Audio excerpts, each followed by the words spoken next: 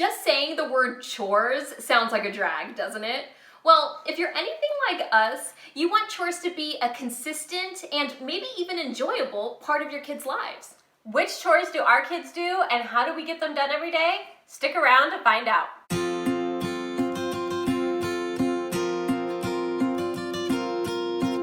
Jenny and I are really excited to be hosting this collaboration. We've gotten together with several other YouTubers and we have asked them, what do they do for chores? After you're done watching this video, we encourage you to go into our description and check out the playlist we have set up so you can figure out maybe some other ideas of how other people do chores, because everybody is going to do chores differently. So, for example, for chores, my kids are 7, 5, and 1. And mine are 8, 6, and something. Mine are 8, 7, and 5. So pretty close in age, but still all very early on in kind of learning how to do some chores. Right, so we're kind of catering this towards younger kids, but you know, kids of all ages do chores, of course. So that's just where we're coming from. My system, if you could call it a system, it used to be more of a system, now it's not, but it's a chore chart, and it's just has different columns for different items that have to be done. So there are indoor chores and outdoor chores because we have animals. So the indoor chores are things like clean room, clear off the dining table. We even have homeschool on there just to kind of have it as something as a daily reminder for us. Then outdoor chores are feed animals, clean up the driveway, stuff like that, because my kids like to play with water outside, so they need to clean up. The thing with our chore chart is their allowance is based on it. So if there are items that if there's like a huge deficiency of items that they just didn't complete on a daily basis, then some of their allowance gets taken away. So it's actually a very strong motivator, especially for my very finance-minded kids.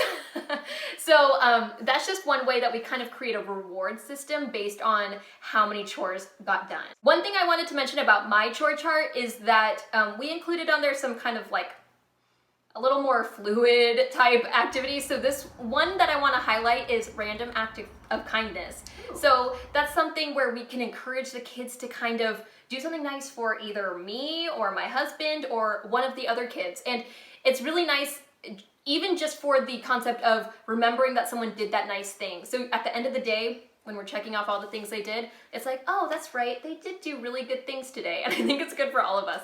So that's just one thing that will be on my chore chart that is kind of a little less concrete, but I think it's really helpful to kind of just wrap up the day with. I absolutely love that. I'm so glad we do these videos together because I've never heard about this. So I'm learning things just like you are. So for me, we don't do allowance, like we've gone back and forth. We've done a lot. We had a very similar system to you at one point in our lives. And then we moved. Military husband, we've moved a lot.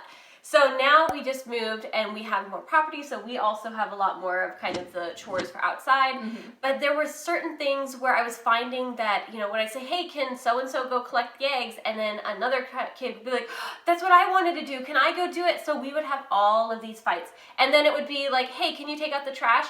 And it wasn't always like fighting over doing the chore. Sometimes it was like, can you do the trash? And it's like, I think that's more relatable to not want to do them. Exactly. But you know, it's like, oh, I did it yesterday. It's so-and-so's turn. And I would lose track on whose turn it was to do what. So that was the biggest thing. I was thinking of trying to do a chart like Jenny mentioned. I'm like, okay, but then I couldn't think of so many chores and things like cleaning off the table and cleaning their room. I didn't really want to put that as a chore that they had to do. Like, it's more of expected in the household. Like I said, I've done this way. I'm not saying that one way is better than the other. It was harder for me to keep track of. Yeah. So, and I didn't want to sit there, you know, if one day we were all busy or whatever and we didn't get to cleaning our rooms, then whatever.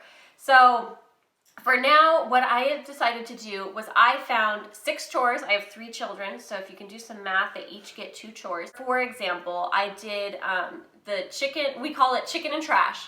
So that's one job. So if it's your turn to be chicken and trash, you make sure the chickens have water, you make sure they have feed, and then you are responsible for taking out the trash. Or for my youngest, who can't really lift up the trash can, once we empty it for him, he will put the new bag in. So we still have to like scaffold the different chores based on who's doing it each week, but I haven't had any problems with the kids doing that. The next one we do is when it was cold and we don't have a heater, we have a fire stove, so we would have somebody that would bring firewood in from outside, and make sure that the little thing next to our stove was full. And now that person is helper with laundry. And then there was another, they would also do vacuuming because the wood that got brought in would make a huge mess. So I was like, if you're gonna be a mess maker, you can vacuum. And then the last one is the it's somebody that unloads the dishes. I'm not quite there. They will put their dishes in the dishwasher when they leave the table. Well, I'll let you know if that happens more regularly. That is the goal, guys. That's the goal, is for when they're done, they put their dishes, they rinse out their bowl and put it in the dishwasher.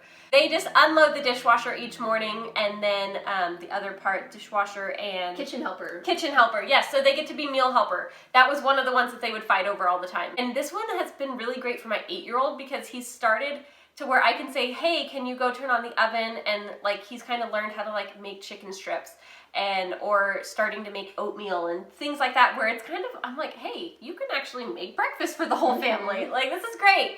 So I've been really enjoying having that. So again, we just split like 6 chores up, and then we rotate it weekly. One week you're chicken and trash, the next week you are firewood person, and so on and so forth. I love that because it's really even throughout your kids. Yes. And you know, kids will always remember when you didn't let them do that one thing once. At least mine will. So yes.